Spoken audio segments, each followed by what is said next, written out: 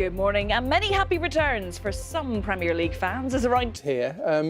They picked a good time for the fans to come back to Stamford Bridge, didn't they? Can you believe it's been 9 months as well? 9 long months since fans have been allowed back in the stands at the Premier League. But yes, they were back yesterday, especially if you're a Chelsea fan. You've got a lot to be happy about then as well, as Chelsea came from behind to beat Leeds 3-1, which means they go top of the Premier League.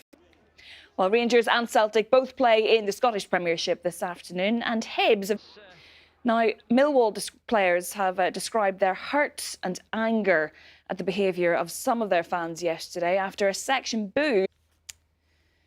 Now, Manchester United's winning run in the Women's Super League continues. They're now 4 points to Rugby Union's Autumn Nations Cup now, and Ireland rounded off 2020 by beating Scotland by 31 points to 16 in Dublin, which means that they finished third. They went. So the final today is between England and what is, well, let's just say very much a second-string France side at Twickenham. England's and Lewis Hamilton stand-in at the Sakir Grand Prix has done a pretty good job so far. George Russell. World number one Judd Trump has set up a mouth-watering final in the UK Snooker Championship. Now, the events for the Paris 2024 Olympics will be confirmed tomorrow, and we now know that one of the new sports will be breaking. Yeah, that doesn't sound great, does it? It's actually a competitive form of breakdancing, and our Olympic reporter Nick Hope has been taking a look at the potential new lineup. I love this idea of breakdancing at the Olympics. I mean, it's a little bit controversial, and I think the thing for me is there must be a very fine line between really good breakdancing and really awful breakdancing. And I don't think I could tell the difference, if I'm honest with you. It used to be really popular when I was a kid. And then breakdancing was? Yeah. I mean, this was way back. But it seems to be making a comeback, which is good. It is. It's really good. And it's this idea of getting the Olympics to appeal to younger audiences. Yeah. I think. Now, I'll be honest, I didn't know much about breakdancing when I was growing up. I think it was the Teenage Ninja Turtles that was probably as close as I got. But the athleticism required. Okay, yeah, come on. I'd like to see Adam Peaty spinning round on his head. Let's put it this way. I would not be trying it here. No, let alone any time at all. But no. See, now, if they brought dad dance. I'd love to see you breakdancing, Roger. Yeah, yes. Roger breakdancing.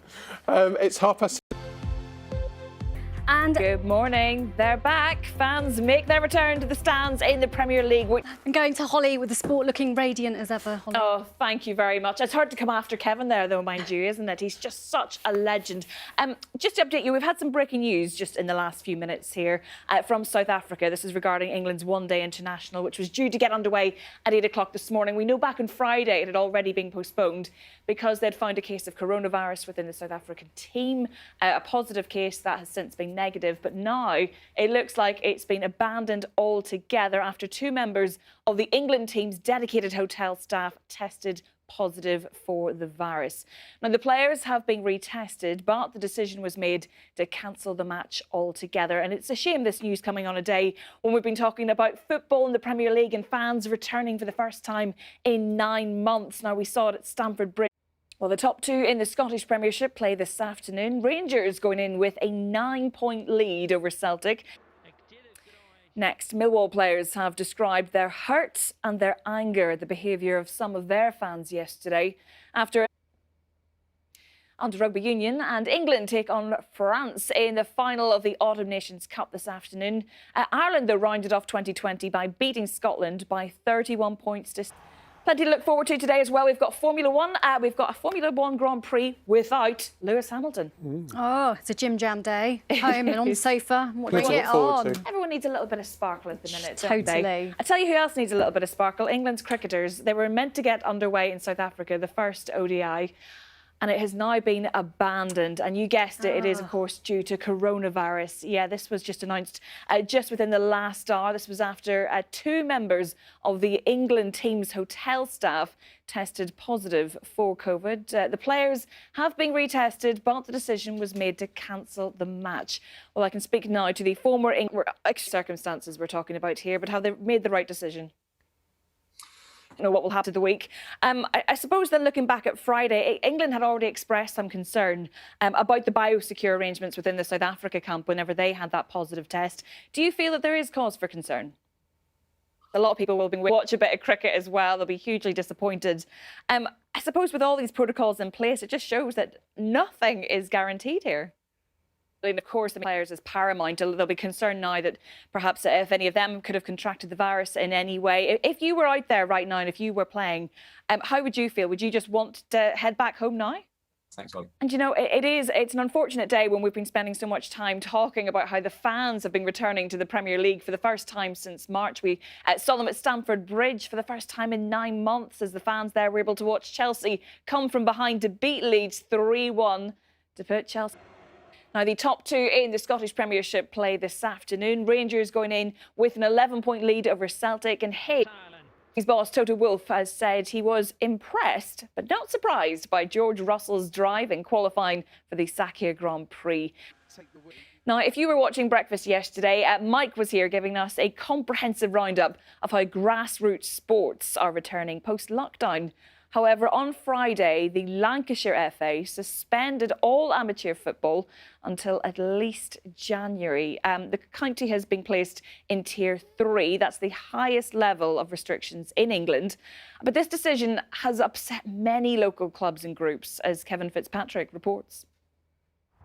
Speak now to John Clark, who manages the girls' team at Exton FC. Good morning to you, John. Thanks for joining us.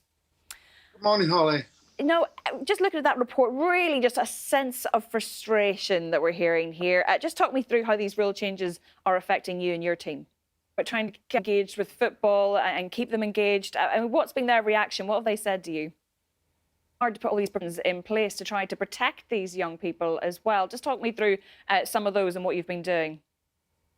Well, obviously, particularly involving younger age groups too. Why not then just finish up for Christmas and start fresh in January if it helps stop the spread? Spirits up. Back on the pitch very soon. Now, I should say that Lancashire County Council's Director of Public Health did give us a statement on this.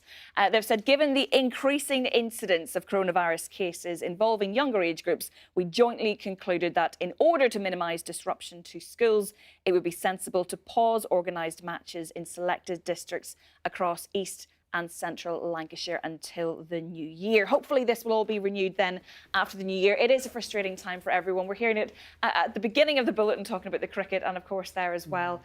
It's just going to continue into the new year, unfortunately. I'm personally gutted by the cricket.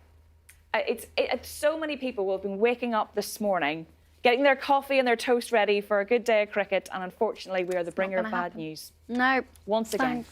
Thanks, Holly. Go and give it. I'm really sorry. Thank The BBC Star. Good morning, Ben, and good morning to you as well. And yes, we're talking about cricket too, or the lack thereof, because England's opening one-day international against South Africa has been abandoned after 2 members of the England team's hotel staff tested positive for COVID-19. Now, on to football then, and Tottenham and Liverpool have the chance to go back to the top of the Premier League later. They can both jump over Chelsea, who moved up with a 3-1 victory over Leeds. In the Scottish Premiership play this afternoon, Rangers going in with an 11-point lead over Celtic. Next, Millwall players have described their hurt and their anger at the behaviour of some of their fans yesterday after a section booed when Manchester United's women are still unbeaten in the WSL. They are. On to rugby union then, and England take on France in the final of the Autumn Nations Cup this afternoon, and there'll be, well, let's just say, a second-string France side at Twickenham. England. We have a cracking final to look forward to at the UK Snooker Championship today. World number 1. Well, of course, there's much more on the BBC Sport website, including all the build-up to the Sakhir Grand Prix, where Lewis Hamilton's stand-in George Russell will be starting on the front row of the grid. But that is all from me for now. Now it's time for the weather with Chris.